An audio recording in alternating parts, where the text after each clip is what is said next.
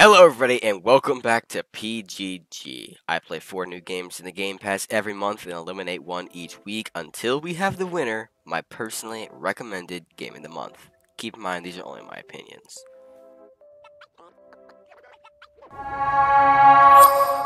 This week is the second and last elimination week of the month. And because it's the final elimination week, I'm going to be talking about the challenge spike of each of the games.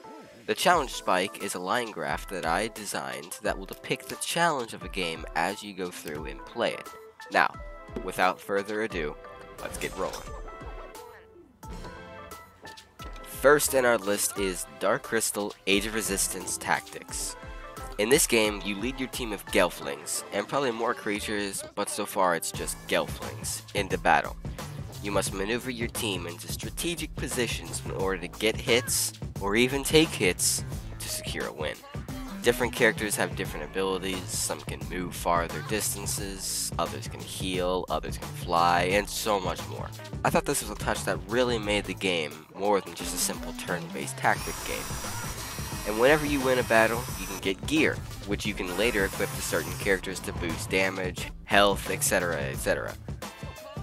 I said last week that Star Renegades reminds me of Battle Chasers Night War. A lot. This game reminds me of XCOM, but in more specific and narrow ways. In XCOM, you can get or buy people that the game has created. Random people with random stats, so on and so on. In this game, the characters, from what I've seen, aren't randomly generated. That's at least what I've seen. Now, on to the challenge spike. As you can see, for the first match, there isn't much challenge at all because the game is teaching you how to play. But as you go through the game, the challenge spike increases.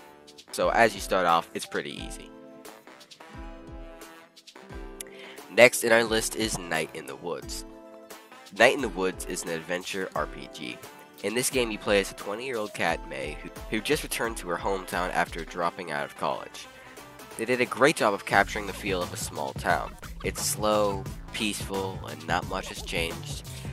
I'm not sure what the story is about in this game, because just like Tell Me Why, you're gonna have to play a lot of the game in order to unravel the story. I did find a random arm laying on the street that probably has something to do with the story.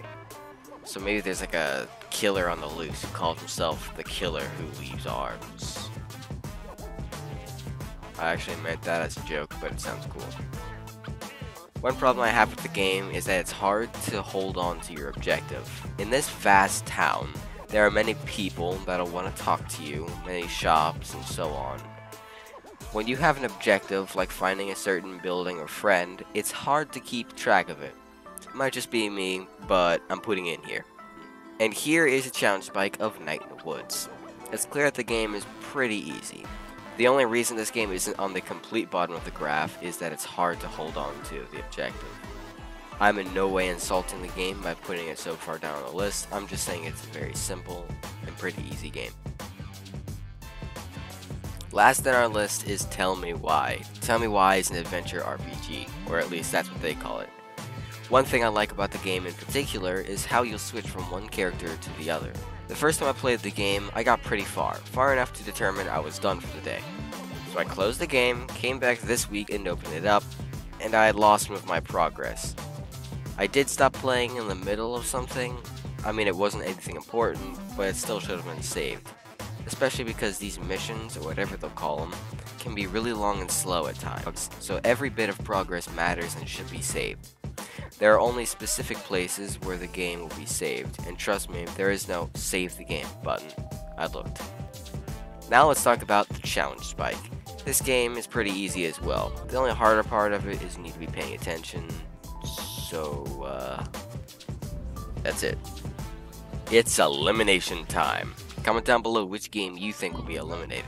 The game that'll be eliminated is Tell Me Why.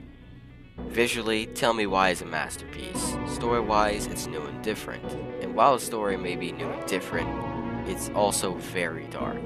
I know games like these are controlled and contained, like Minecraft Story Mode, which was the closest thing I've played to this game. But the rest of the games in this list aren't as controlled, and there's a lot of competition.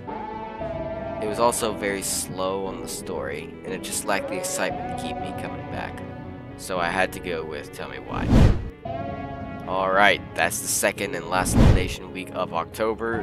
Next week will be the grand finale, so stick around to find out which of these games will move on to compete for my personally recommended Game of the Month. I'll post the next video 12 PM Central Standard Time. Thanks for watching, thanks for subscribing, and remember, life is short. Play great games.